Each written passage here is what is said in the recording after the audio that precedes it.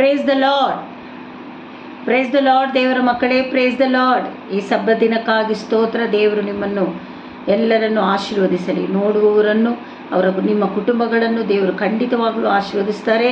ನಿಮ್ಮ ಕಮೆಂಟ್ಸ್ಗಳನ್ನು ಕೊಡ್ತಾ ಇರುವುದಕ್ಕಾಗಿ ಸ್ತೋತ್ರ. ಕೊಡದೇ ಇರುವವರಿಗೂ ಸ್ತೋತ್ರ ಮಾಡ್ತಾ ಇದ್ದೀನಿ. ಅರ್ಥ ಆಯ್ತಾ ದೇವರ ಮಕ್ಕಳೇ? ಬನ್ನಿ, ಕಮೆಂಟ್ಸ್ಮೆಂಟುಗಳು ಪ್ರಾರ್ಥನೆ ಮಾಡಿ ನೀವು ಜಯ ಹೊಂದೋದಕ್ಕೋಸ್ಕರ, ಹೆಚ್ಚಿಸಿಕೊಳ್ಳುವುದಕ್ಕೋಸ್ಕರ ಅಲ್ಲ. ಕರ್ತನಲ್ಲಿ ಮೊರೆ ಇಡುವಾಗ, ನೀವು ಮನೆಯಲ್ಲಿ ಪ್ರಾರ್ಥನೆ ಮಾಡುವಾಗ, ನಾನಿಲ್ಲಿ ಪ್ರಾರ್ಥನೆ ಮಾಡುವಾಗ ನಿಮಗೆ ಬಿಡುಗಡೆ ಸಿಗುತ್ತದೆ. ಅರ್ಥ ಆಯ್ತಾ ದೇವರ ಮಕ್ಕಳೇ? ಅದೇ ಈ ದಿನಕ್ಕಾಗಿ ತೆಗೆದುಕೊಂಡಂಥ ವಾಕ್ಯಕ್ಕೆ ಹೋಗುವುದಕ್ಕಿಂತ ಮುಂಚೆ ಕರ್ತನ ನಾಮ ಮಹಿಮೆ ಪಡಿಸಿಬಿಟ್ಟು ಆಮೇಲೆ ವಾಕ್ಯದ ಕಡೆಗೆ ಹೋಗೋಣ. ಬನ್ನಿರಿ, ವಾಕ್ಯದ ಕಡೆಗೆ ಹೋಗೋದಕ್ಕಿಂತ ಮುಂಚೆ ಕರ್ತನನ್ನು ಆರಾಧನೆ ಮಾಡೋಣ. ಕರ್ತನೇ ಸ್ತೋತ್ರ ಸ್ವಾಮಿ, ದೇವನೇ ಸ್ತೋತ್ರ. ನನ್ನ ಗಂಟಲನ್ನು ಒಪ್ಪಿಸಿಕೊಡ್ತಾ ಇದ್ದೀನಿ, ಆಶೀರ್ವದಿಸು. ಯೂಟ್ಯೂಬ್ ಆನ್ ಮಾಡಿ ನೋಡುವವರನ್ನು ಆಶೀರ್ವದಿಸಪ್ಪ. ಒಪ್ಪಿಸಿಕೊಡ್ತಾ ಇದ್ದೀನಿ ದೇವನೇ, ನಿನ್ನ ನಾಮ ಮಹಿಮೆ ಪಡತಕ್ಕ ಹಾಗೆ ದೇವನೇ ನಮ್ಮ ಒಬ್ಬೊಬ್ಬರನ್ನು, ನನ್ನ ಕುಟುಂಬ, ನೋಡುವವರನ್ನು ಪರಿಶುದ್ಧಾತ್ಮನು ಲೀಡ್ ಮಾಡಲಿ ದೇವನೇ, ಆಶೀರ್ವದಿಸಲಿ. ಎಲ್ಲ ಮಹಿಮೆ ನಿಂಗೊಬ್ಬನಿಗೆ ಸಲ್ಲಬೇಕಪ್ಪ.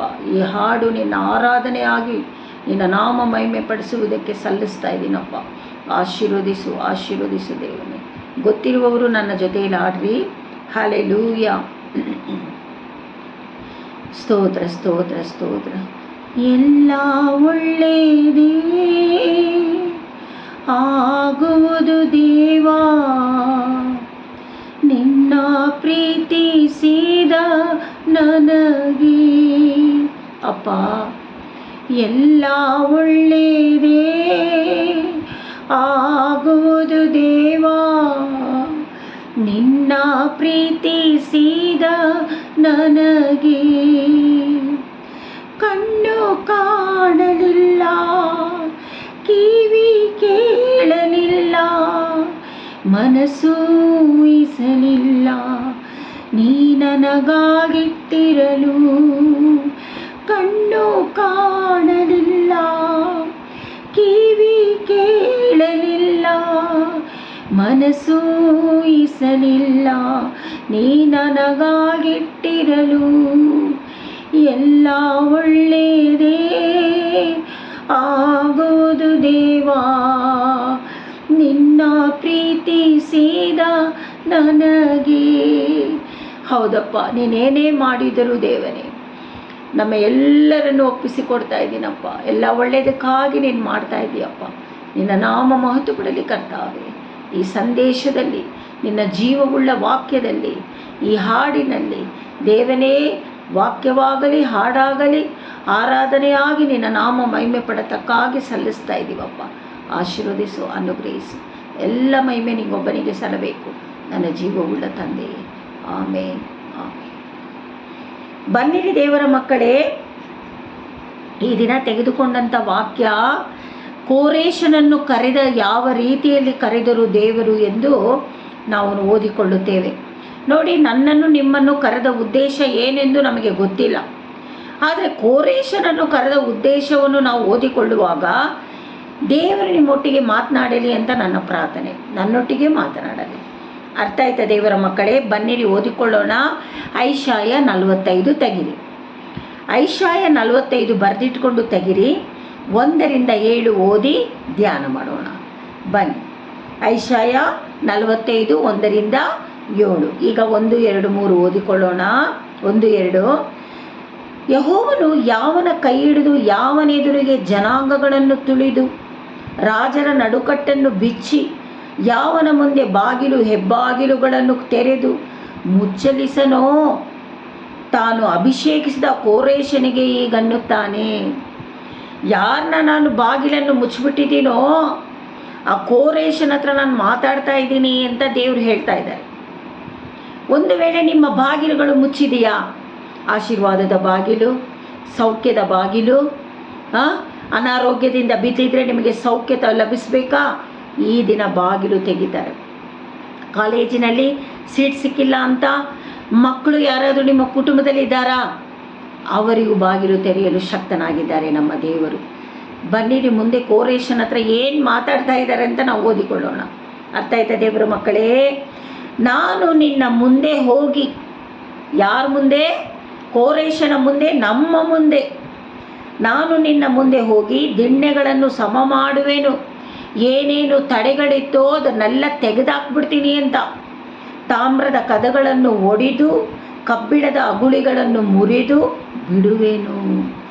ಏನೇ ದೊಡ್ಡ ಬಾಗಿಲು ಮುಚ್ಚಿದ್ರು, ಹಳ್ಳ ದಿಣ್ಣೆಗಳು ಬೆಟ್ಟಗಳಿದ್ರೂ ಅವನ್ನೆಲ್ಲ ನಾನು ಜರುಗಿಸಿ ಬಾಗಿಲು ತೆರೆದು ನಿನ್ನನ್ನು ಆಶೀರ್ವದಿಸ್ತೀನಿ ಅಂತ ಕೋರೇಶನ ಹತ್ರ ದೇವರು ಮಾತಾಡ್ತಾ ಇದ್ದಾರೆ. ಹಾಗಾದರೆ ಈ ವಾಕ್ಯದ ಮೇಲೆ ನಂಬಿಕೆ ಇಟ್ಟು ಕರಗಳನ್ನೆತ್ತಿ ದೇವರು ನನ್ನ ಹತ್ರ ಮಾತಾಡ್ತಾ ಇದ್ದಾರೆ ಅಂತ ನೀವು ನಂಬಬೇಕು. ಆಮೇಲೆ ಅನ್ಬೇಕು. ಅರ್ಥ ಆಯ್ತಾ? ಆಗ ನಿನ್ನ ಹೆಸರಿಡಿದು ಕರೆಯುವ ನಾನು ಯೆಹೋವನು, ಇಸ್ರಾಯೇಲರ ದೇವರು ಎಂದು ನೀನು ತಿಳಿದುಕೊಳ್ಳುವ ಹಾಗೆ ಕತ್ತಲಲ್ಲಿ ಬಚ್ಚಿಟ್ಟಿರುವ ಆಸ್ತಿಪಾಸ್ತಿಗಳನ್ನು ಗುಪ್ತ ಸ್ಥಳಗಳಲ್ಲಿ ಮರೆಮಾಡಿದ ನಿಧಿ ನಿಕ್ಷೇಪವನ್ನು ನಿನಗೆ ಕೊಡ್ತೀನಿ ಅಂತ ದೇವರು ಹೇಳ್ತಾ ಇದ್ದಾರೆ. ನೋಡಿ, ಕೆಲಸದ ವಿಷಯದಲ್ಲಾಗಿರ್ಬೋದು, ಸೌಖ್ಯದ ವಿಷಯದಲ್ಲಾಗಿರ್ಬೋದು, ದೇವರು ಕರೆದರೆ, ದೇವರು ನಮ್ಮ ಹತ್ರ ಮಾತಾಡಿದ್ರೆ, ಅದು ಏನೇ ಇಕ್ಕಟ್ಟಾದ ವಿಷಯಗಳಿರ್ಬೋದು, ದೇವರ ಕೈಯಲ್ಲಿ ಅಸಾಧ್ಯವಾದುದು ಒಂದು ಇಲ್ಲ. ದೇವರು ಏನು ಮಾಡ್ತಾರಂತೆ? ಬಚ್ಚಿಟ್ಟಿರುವ ನಿಧಿ ನಿಕ್ಷೇಪಗಳನ್ನು ನಿನಗೆ ಕೊಡ್ತೀನಿ ಅಂತ ದೇವರು ಮಾತಾಡ್ತಾ ಇದ್ದಾರೆ. ಹಲ್ಲೆಲೂಯಾ! ನಂಬ್ರಿ ವಾಕ್ಯ ಚಲಿಸ್ತಾ ಇದೆ. ನಿಮ್ಮ ವಿಷಯಗಳಿಗೆ ವಾಕ್ಯ ಚಲಿಸ್ತಾ ಇದೆ ದೇವರ ಮಕ್ಕಳೇ. ಅರ್ಥ ಆಯ್ತಾ? ಬನ್ನಿರಿ ಓದಿಕೊಳ್ಳೋಣ.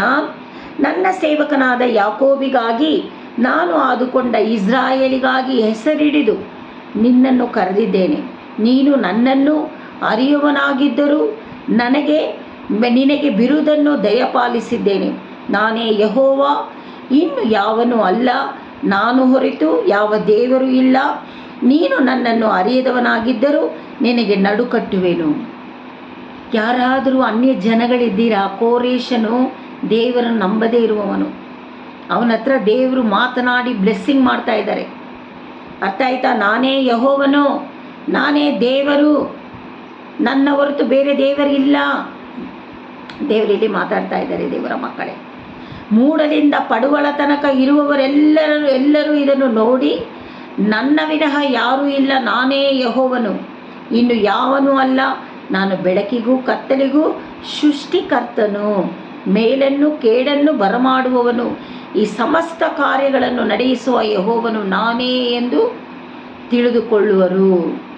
ದೇವರು ಮಾಡುವ ಆಶೀರ್ವಾದದ ವಾಕ್ಯಗಳು ನೋಡಿ. ಕೋರೇಶನಿಗೆ ಆಶೀರ್ವಾದ ಕೊಡ್ತಾ ಇದ್ದಾರೆ ದೇವರು. ನಾನೇ ದೇವರು, ನಿನ್ನ ದೇವರು ನಾನೇ, ನನ್ನನ್ನಲ್ಲದೆ ಬೇರೆ ದೇವರಿಲ್ಲ.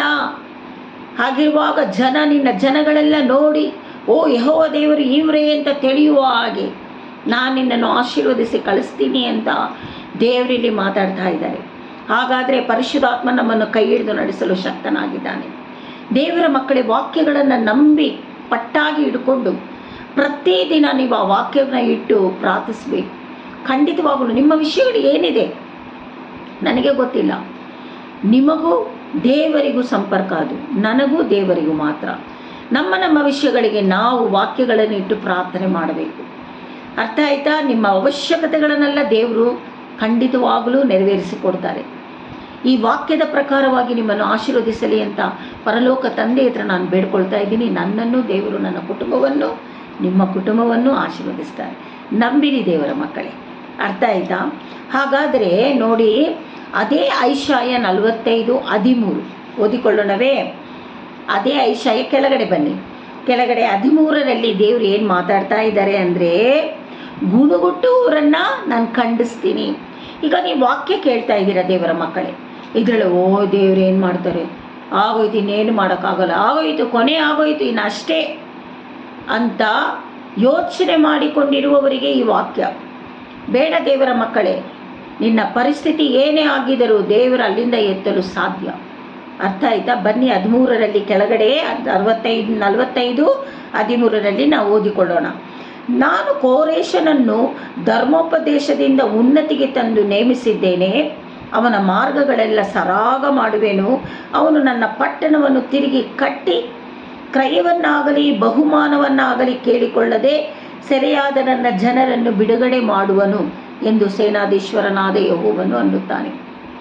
ನೋಡಿ, ಇಸ್ರಾಯೇಲ್ ಮಕ್ಕಳನ್ನು ಸೆರೆಯಲ್ಲಿ ಹಾಕಿದಂಥ ಆ ಮಕ್ಕಳನ್ನು ದೇವರು ಅಲ್ಲಿಂದ ಕರ್ಕೊಂಡು ಬರೋದಕ್ಕೋಸ್ಕರ ಕೋರೇಶನ ಹತ್ರ ದೇವರು ಮಾತಾಡ್ತಾ ಇರೋದು, ನಾನು ನಿನ್ನನ್ನು ಮೇಲಕ್ಕೆತ್ತುತ್ತೀನಿ ಕೋರೇಶನೇ, ನಾನೇ ನಿನ್ನ ದೇವರು, ನನ್ನನ್ನಲ್ಲದೆ ಈ ದೇವರು ಇಲ್ಲದ ಕೋರೇಶನೇ, ಬಚ್ಚಿಟ್ಟಿರುವ ನಿಧಿ ನಿಕ್ಷೇಪಗಳು ನಿನಗೆ ವಾಪಸ್ ಕೊಡ್ತೀನಿ ಕೋರೇಶನೇ, ನಾನು ನನ್ನ ಧರ್ಮೋಪದೇಶದ ಸತ್ಯವೇದ ವಾಕ್ಯ ಅದು, ಧರ್ಮೋಪದೇಶವನ್ನು ನಿನಗೆ ಪ್ರಕಟಣೆ ಮಾಡಿ ನನ್ನ ಜನರು ಸೆರೆಯಲ್ಲಿದ್ದಾರೆ ಅವರನ್ನು ಬಿಡಿಸುವುದಕ್ಕೆ ನಿನ್ನನ್ನು ಆಯುಧಪಡಿಸಿದ್ದೇನೆ ಅಂತ ಸೇನಾಧೀಶ್ವರನು ಹೇಳ್ತಾರೆ.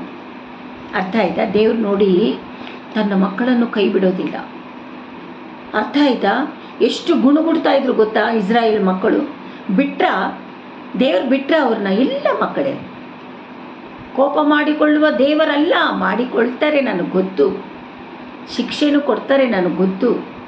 ಅದು ಎಂಥ ಶಿಕ್ಷೆ, ಅದು ಎಂಥ ಕೋಪ, ಅದರಲ್ಲಿ ಪ್ರೀತಿ ಇದೆ, ದಯೆ ಇದೆ, ಕರುಣೆ ಇದೆ, ಕೃಪೆ ಇದೆ, ಅಂಥ ಒಂದು ಶಿಕ್ಷೆ. ಅರ್ಥ ಆಯ್ತಾ ದೇವರ ಮಕ್ಕಳೇ? ಹಾಗಾದರೆ ನೋಡಿ 13ರಲ್ಲಿ ಹೀಗೆ ಹೇಳಿರುವಾಗ ದೇವರು ಇವತ್ತೆಲ್ಲ ನಿಮ್ಮ ಹತ್ರ ಏನು